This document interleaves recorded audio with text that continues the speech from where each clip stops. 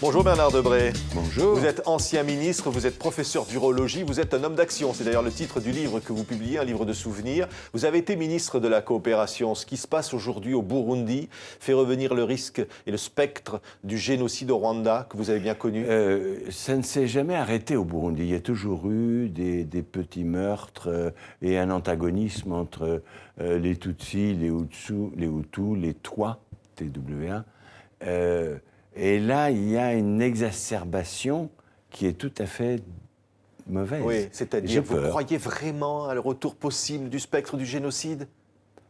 Peut-être pas un génocide aussi fort que celui qui s'est passé au Rwanda, mais des meurtres, oui, et une guerre civile, certainement. Oui, la France fait ce qu'il faut faire ?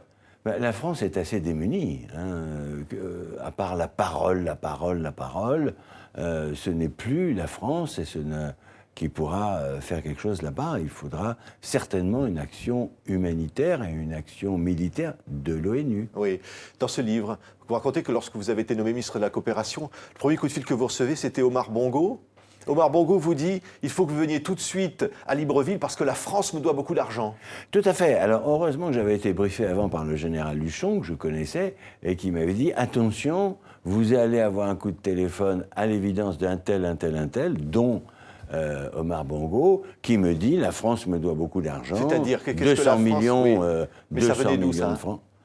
Ben, ça venait d'où? C'est les promesses qui avaient été données, ce sont des crédits d'ajustement. En réalité, et c'est lui qui nous devait de l'argent, parce qu'il avait commandé des hélicoptères et des avions qu'il n'avait pas payés. Je lui ai dit, très simplement, je lui ai dit, écoutez, je le tutoyais avant, je le tutoyais plus après, pendant que j'étais ministre. Il fallait une certaine retenue. Je lui dis, c'est la France, vous doit de l'argent, vous en devez, donc on va voir quel est le solde. J'ai peur qu'il soit en votre défaveur. Oui, vous livrez une série de portraits savoureux. Dans ce livre, vous dites Sarkozy, c'est l'enjôleur, prêt à tout pour réussir. Vous pensez ça de l'ancien président ?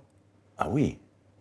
Il m'avait enjôlé, je me souviens, dès 2004, même peut-être avant, j'étais très, très sarkozyste, et c'est vrai qu'il avait... Vous l'êtes resté aujourd'hui, Bernard Debré, ou plus du tout ? Beaucoup moins. Je trouve que, et je le dis très simplement, j'espère qu'on n'aura pas le match retour. Hollande, Sarkozy, Le Pen.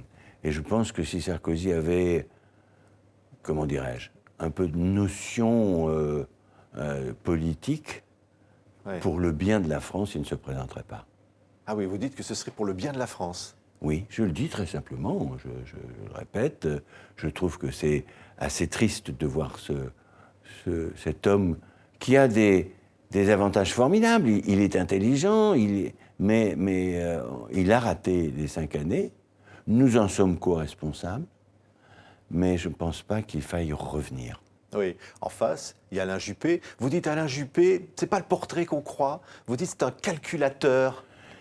Mais vous savez, tous les politiques sont calculateurs. Alain Juppé, en 88, voulait, et c'est une bonne chose, il voulait être président de la République en 95, il ne l'a pas été, maintenant il veut l'être, il a un certain âge. Moi, ce qui m'avait choqué chez Alain Juppé, que j'aime bien, c'est qu'il était assez baladurien. Jusqu'au jour où les sondages de Chirac ont montré que Chirac avait un petit peu plus de chance que Balladur, donc il est devenu chiracien. Mais ça, c'est le jeu politique, Bernard Debré.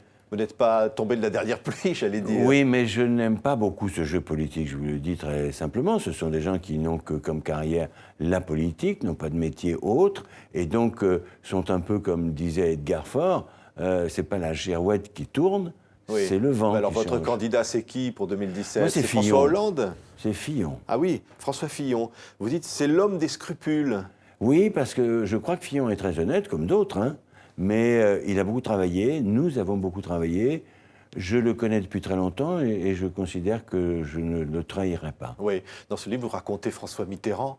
Évidemment, vous avez été son médecin. Vous racontez que dès octobre 1981, on découvre qu'il a un cancer très avancé. Et il vous dit, à ce moment-là, même lorsque après il va être encore plus souffrant, je vais démissionner. Il vous a dit, je vais démissionner. Il m'a dit ça en 94. Oui. Quand on l'a opéré avec Steg pour la deuxième fois, 92-94, c'était longtemps après, et il m'a dit, je suis fatigué, j'ai mal, je vais démissionner. Je lui ai dit simplement, Monsieur le Président, si vous dites ça, Et si vous le faites, vous mourrez tout de suite. Oui. Continuez votre job de président de la République, continuez à nous ennuyer, nous, votre opposition, ça vous maintiendra. C'est vrai qu'il s'endormait au Conseil des ministres et qu'un ministre à côté de vous vous tape du coude en disant « Regarde, on dirait, il est peut-être mort ». Oui, c'est vrai. Qui était ce ministre? Permettez-moi de le garder pour moi. Non, allez, Pascal Clément. Oui. Pourquoi? Parce qu'on pensait que c'était terminé, il n'était plus capable de gouverner. C'est un vrai problème. Moi, je discutais avec lui, j'allais dans sa chambre, je discutais avec lui. Il avait encore l'esprit tout à fait agile. Mais il avait des médicaments antalgiques contre la douleur qui, quelquefois, entraînaient une somnolence. Oui, oui. Vous dites dans ce livre, il faut soigner, et là c'est le médecin qui parle, il faut soulager la douleur, même si soulager la douleur veut dire aussi provoquer la mort. Oui. Finalement, c'est l'euthanasie. Non, l'intentionnalité, c'est soulager la douleur. Même si le soulagement de la douleur accélère la venue de la mort. Oui, c'est vrai, mais ce n'est pas envoyer une injection de produit létal qui tue tout de suite. Il y a un certain respect vis-à-vis de l'homme. L'empêcher de souffrir, on n'a pas le droit de le laisser souffrir. Oui. Mais à ce moment-là, on sait que le produit que l'on donne... Mais c'est une forme d'hypocrisie, Bernard Debré. Oui, tout à fait. C'est l'euthanasie, en fait. Ce n'est pas l'euthanasie, c'est simplement... Provoquer la mort, ce n'est pas l'euthanasie. C'est pas provoquer, c'est-à-dire que c'est pas l'injection. On sait qu'on va donner des antalgiques et qu'au lieu de mourir dans 8 jours, il mourra dans 5, 4. Oui. Mais c'est vrai qu'il y a un peu d'hypocrisie.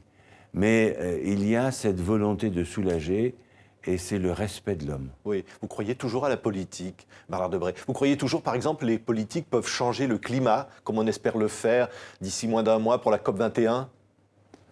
Non, ils ne vont pas changer le climat, mais il faut que les populations prennent conscience qu'il faut changer le climat et qu'il faut faire attention à ce dérèglement climatique. Et je pense que la COP21, on verra bien le résultat. Il faudra en tous les cas aider les pays pauvres à se développer. Il ne faut pas arrêter le développement du monde au motif que ça risque de faire augmenter la chaleur, la température, oui, et laisser les pays pauvres... C'est 100 millions de pauvres en plus si on n'obtient pas un accord. Ah, beaucoup plus que ça. Beaucoup plus que ça. Ce sont des grandes villes comme Hong Kong qui peuvent être envahies par les eaux. Mais comme Shanghai, comme Hong Kong, oui, c'est vrai. Et il faut qu'on fasse attention. Il y a une prise de conscience de la population riche, française et autres, européenne, parce que nous sommes riches. Et quand on leur dit, vous savez, il faut faire attention. Oh là là, allez. Ben non, il faut faire attention. Et donc, il y a une prise de conscience fondamentale qui n'est ni de droite ni de gauche, qui est simplement pour la sauvegarde de notre terre. Oui, merci Bernard Debré, un homme d'action de l'hôpital à la politique, donc vos mémoires qui sont publiées chez Stock. Merci d'avoir été notre invité. Au revoir.